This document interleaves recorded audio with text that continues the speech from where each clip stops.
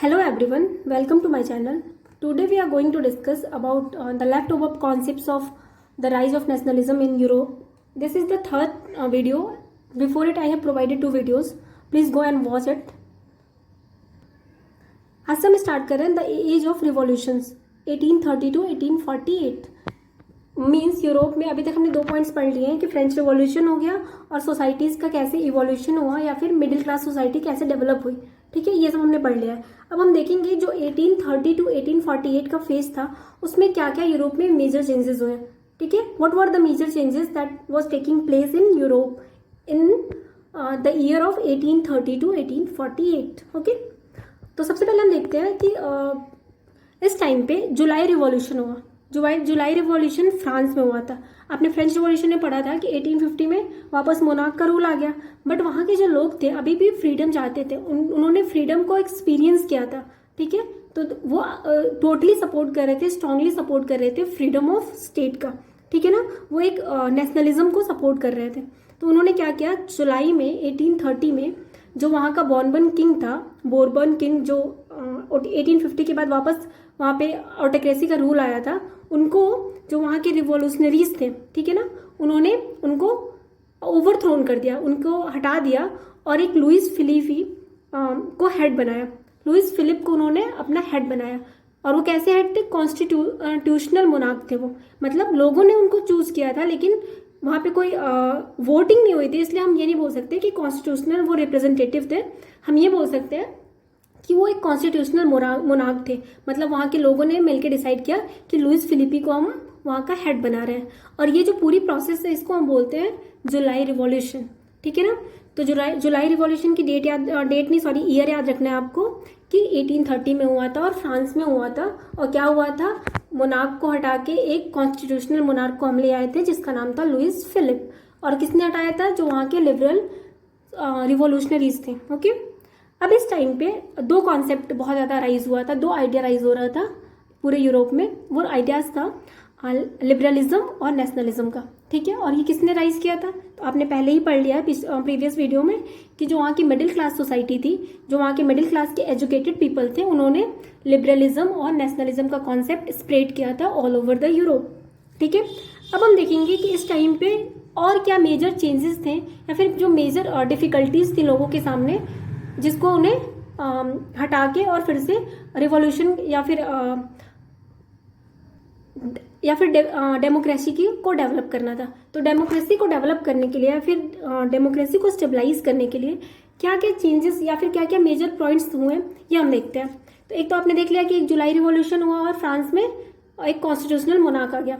फिर जो होता है period of hunger and hardship, उसी टाइम पे यूरोप में हंगर वाला पीरियड आ गया. ये कैसे आया, एक्चुअली उस टाइम पे यूरोप में अचानक से पॉपुलेशन राइज बहुत ज़्यादा हो गया. जब पॉपुलेशन इंक्रीज हुआ तो वहाँ पे फूड की शॉर्टेज हो गई. ठीक है, फूड शॉर्टेज के साथ साथ वहाँ पे इंडस्ट्रियलाइजेशन हो गया था. और इंडस्ट्रियलाइजेशन होने की वजह से बहुत सारे लोग अनएम्प्लॉयड हो गए, क्योंकि अब उनका काम कौन कर ले रहा था, मशीन्स कर लेती थी. ठीक है, तो वहाँ पे अनएम्प्लॉयमेंट बहुत ज़्यादा हो गया. अनएम्प्लॉयमेंट हुआ, फूड की शॉर्टेज हुई और साथ में पॉपुलेशन राइज भी हो गया. और जो स्मॉल प्रोड्यूसर्स थे वहाँ पे, जो स्मॉल आर्टिसंस थे, उनमें बहुत टफ कंपटीशन हो गया, क्योंकि बहुत सारे लोग ही आर्टिसंस और क्राफ्ट्समैन बन गए थे. ठीक है, तो कंपटीशन डेवलप हुआ, पॉपुलेशन इंक्रीज हुआ, फूड की शॉर्टेज हुई और अनएम्प्लॉयमेंट बढ़ गया था. मतलब एक मेजर चैलेंज था जिसको वहाँ के लिबरलिज्म या फिर नेशनलिज्म ग्रुप को फॉलो करना था या फिर उनको इस चैलेंज से निपटना था. ठीक है ना, तो ये तो एक पूरा चैलेंज था. तो आपसे क्वेश्चन पूछा जाता है, what was the period of hunger and hardship in Europe, या फिर explain hunger and hardship period in Europe. तो आप ये सारे पॉइंट्स लिखोगे कि क्या क्या हुआ था उस टाइम पे. फिर हम देखते हैं कि उसी टाइम पे पैरेलली बहुत सारे रिवॉल्यूशंस हो रहे थे यूरोप के अलग अलग स्टेट्स में. ठीक है, एक आपने पढ़ लिया जुलाई रिवॉल्यूशन, आगे और भी रिवॉल्यूशंस देखते हैं, जिसमें जुलाई रिवॉल्यूशन में फ्रांस फ्री हुआ था. ठीक है, जुलाई रिवॉल्यूशन के बाद देखते हैं रिवॉल्यूशन इन ब्रसेल्स जो बेल्जियम का कैपिटल है इस टाइम पे, वो सेपरेट हो गया किससे, यूनाइटेड किंगडम ऑफ नीदरलैंड से. मीन्स ब्रसेल में भी एक नेशनलिस्ट मूवमेंट चला, लिबरलाइजेशन को लोगों ने सपोर्ट किया और वो फाइनली क्या हुआ, उसको भी फ्रीडम मिली यूनाइटेड किंगडम ऑफ नीदरलैंड से, और वो यूनाइटेड किंगडम ऑफ नीदरलैंड से अलग हो गया. ब्रसेल एक एक एज अ नेशन स्टेट के रूप में, ठीक है ना। तो जो अभी तक किस कौन कौन से आपने देख लिया, फ्रांस और ब्रसेल्स के। Third one is Greek war of independence. इस पे भी आपसे शॉर्ट नोट पूछा जाता है, what was the Greek war of independence. देखो पहले ग्रीस जो कंट्री है, अभी जो ग्रीस है जिसको हम बोलते हैं, वो कंट्री पहले इनिशियली वो ओटोमन एम्पायर के अंदर रूल करी जाती थी, मतलब जो एक मोनार्क के अंदर वो रूल्ड थी, ठीक है ना। फिर क्या हुआ, जब बहुत सारे जगह पे नेशनलिज्म या फिर सब लोग फ्री होने की बात कर रहे थे, तो ग्रीस में भी 1821 में स्टार्ट हुआ वॉर ऑफ इंडिपेंडेंस, ठीक है। वहाँ के लोग भी फ्रीडम चाहते थे, ठीक है ना, मोनार्क से। They want constitutional representative, that's why they fought a battle that is known as Greek war of independence, ठीक है। और उनको जो वहाँ के पीपल थे उनको किसका सपोर्ट मिला, they got support from Greeks, western Europe और आर्टिस्ट एंड पोइट्स, ठीक है ना। वेस्टर्न यूरोप के जो पीपल थे, जो वहाँ के आर्टिस्ट थे, जो वहाँ के पोइट्स थे, उन लोगों ने ग्रीक वॉर ऑफ इंडिपेंडेंस में जो कॉमन पीपल थे या फिर जो रिवॉल्यूशनरीज थे उनको सपोर्ट किया। और उसके बाद क्या हुआ, 1832 में, 1821 में स्टार्ट हुआ इनका वॉर ऑफ इंडिपेंडेंस, और 1832 में एक ट्रीटी ऑफ कॉन्स्टेंटिनोपल साइन हुआ और ग्रीस जो था वो as an independent nation declare हो गया। मीन्स अब ग्रीस से मोनार्क का रूल हट गया। तो कौन कौन से स्टेट्स फ्री हो गई, फ्रांस, ब्रसेल्स और ग्रीस। इसके अलावा और भी कंट्रीज फ्री हुई थी। इटली फ्री हुई 1861 में, मिड 19 सेंचुरी के बाद। जर्मनी फ्री हुआ 1871 में, और उसके बाद यूके भी फ्री हुआ था, ठीक है। तो आपने क्या क्या देख लिया, फ्रांस, ठीक है, 1830 में फ्री हुआ था, 1832 में ग्रीस फ्री हुआ था, उसी टाइम के आसपास ब्रसेल्स भी फ्री हुआ था, 1861 में इटली फ्री हुआ था, 1871 में जर्मनी, और इसके बाद यूके। ये सारी कंट्रीज फ्री होने लगी। मीन्स नेशनलिज्म और जो लिबरलाइजेशन था उसने काफ़ी कंट्रीज को फ्री होने में हेल्प करी। उसी टाइम पे एक और कॉन्सेप्ट डेवलप हुआ, that is known as romanticism, ठीक है। तो हम देखेंगे व्हाट इज रोमांटिसिज्म, इस पे भी शॉर्ट नोट पूछा जाता है आपसे, और हाउ इट डेवलप्ड, ठीक है। The concept of romanticism was developed in Europe. Actually ये था क्या, this was a cultural movement, okay. क्या था, ये कल्चरल मूवमेंट था जो रिजेक्ट करता था nationalism by science and reason और टेरिटरी। मतलब वो ये नहीं कह रहा था, वो ये कह रहा था कि जो नेशनलिज्म आता है, ठीक है, वो रीजन, साइंस और टेरिटरी की वजह से नहीं आता है, ठीक है ना।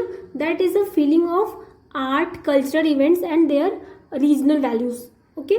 तो रोमांटिसिज्म का मतलब क्या हुआ, they were rejecting the movement, they were rejecting the nationalism by science and reason और टेरिटरी, ठीक है ना। तो वो सपोर्ट किसको कर रहे थे, वो रिजेक्ट तो कर रहे थे कि साइंस, रीजन और टेरिटरी की वजह से कोई नेशनलिज्म की फीलिंग नहीं आ रही है। फिर वो सपोर्ट किसको कर रहे थे, दे वर सेइंग इट कि nationalism is through cultural arts and events, cultural arts, events and love, okay.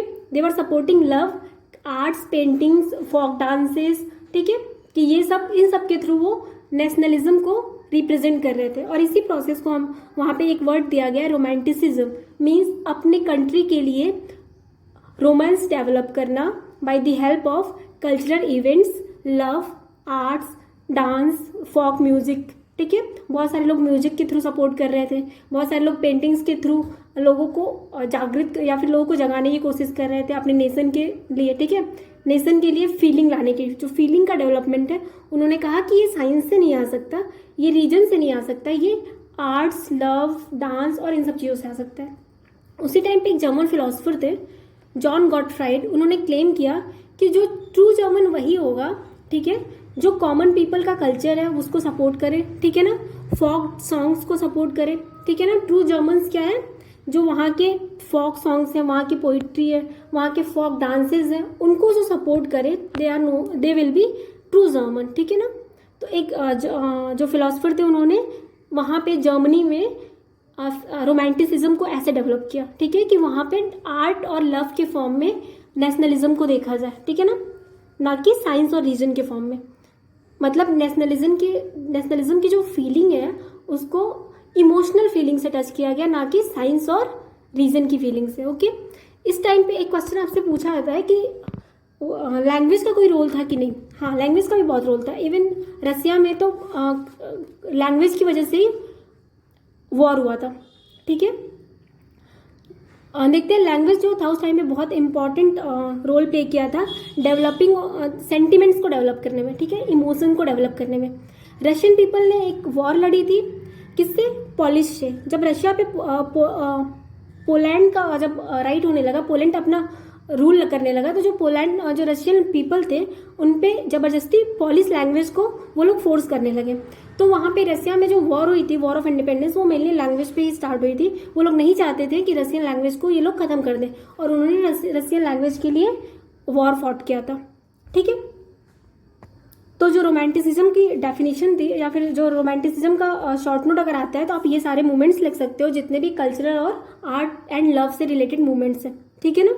फिर इसके बाद हम बात करेंगे कि इस टाइम पे लिबरल्स ने, कुछ ऐसे लिबरल्स थे जो रिवॉल्यूशन की बात भी कर रहे थे, उन्होंने कैसे रोल प्ले किया।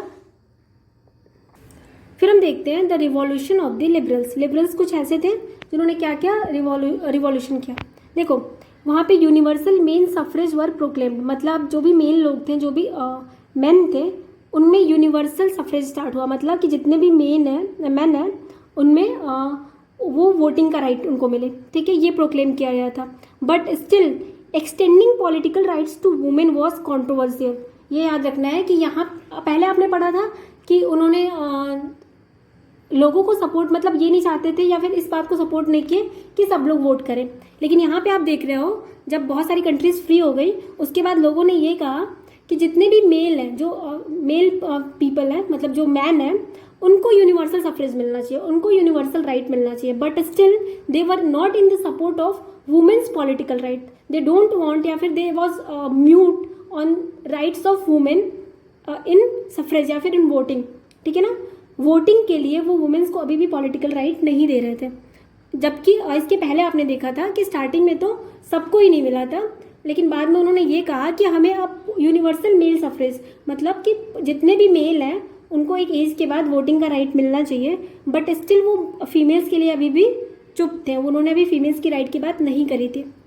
ठीक है ना, वो चाहते थे कि एक नेशन स्टेट का क्रिएशन हो पार्लियामेंट्री प्रिंसिपल पे, मतलब एक कॉन्स्टिट्यूशन बने, प्रेस की फ्रीडम हो। ठीक है, वहाँ के जितने भी एसोसिएशंस हैं वो फ्रीली काम कर सके, इन सबको वो लोग सपोर्ट कर रहे थे। ठीक है ना।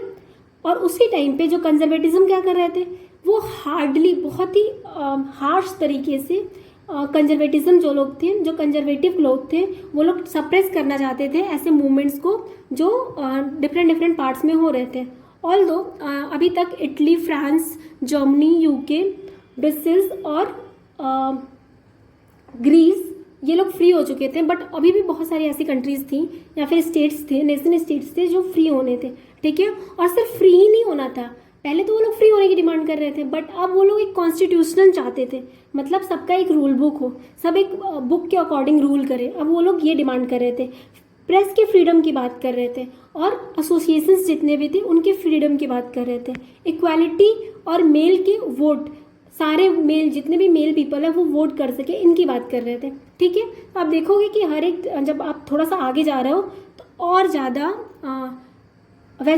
ज़्यादा ही अपने आप को डेवलप करने की वो लोग कोशिश कर रहे हैं, या फिर और ज़्यादा डेवलपमेंट के लिए वो लोग रिवॉल्यूशंस कर रहे हैं। ठीक है, तो यहाँ तक ये वीडियो यहीं पे एंड करते हैं। इसके बाद की जो और टॉपिक्स हैं, जो नेक्स्ट वीडियो होगा उस पर होगा इस चैप्टर के। अगर आपको वीडियो पसंद आ रहा हो तो लाइक, सब्सक्राइब और शेयर जरूर करिएगा।